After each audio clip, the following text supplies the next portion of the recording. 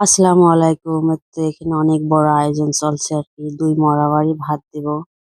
সকাল ৬টার সময় লেগে গেছি রান্নার কাজে। এখানে মিক্স সবজি রান্না করব চিংড়ি মাছ দিয়ে। সবজিটা অবশ্য সাদা হবে। সামান্য একটু হলুদের গুঁড়া দেব।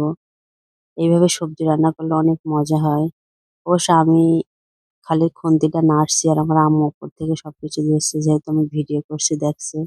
একটু নাস্তা করে নিলাম।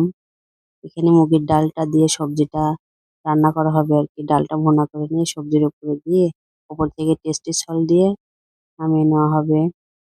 এখানে ডাল রান্না করব। ছোলার ডাল আছে ২ কেজি। পেঁয়াজটা ব্রাউন কালার হয়ে আসলে সব ধরনের মসলা, গুঁড়ো মসলা দিয়ে একটু ডালটা দিয়ে দেব। মাশাআল্লাহ ডালটাও খেতে অনেক মজা হয়েছিল। এখানে গরুর মাংসটা শুকনো ঝাল চিড়ে আরকি হাতে মেখে বসিয়ে দিয়েছি। সবকিছু আরকি আম্মুরই বলছি করতে। তো কষানো হয়ে গেলে হলুদের গুঁড়া দিয়ে, আলু দিয়ে ওপর থেকে কিছু কাঁচা ঝাল দিয়ে মাংসটা একটু দমে রাখবো। একটু গরম মসলার গুঁড়া দিয়ে। তো আমার আম্মু আবার ডালের ওপরে মাংসের থেকে তেল দিয়েছে। এইভাবে রান্না দিলে নাকি অনেক মজা হয়। তো সবকিছু হয়ে গেছে আর হাঁড়িটা দেখেন এই অবস্থা। তো আম্মু মাংসটা সবার ভাগ করে দিচ্ছে আর একটু চিয়া সিড খেয়ে নিলাম রান্নার পরে। আসসালামু আলাইকুম।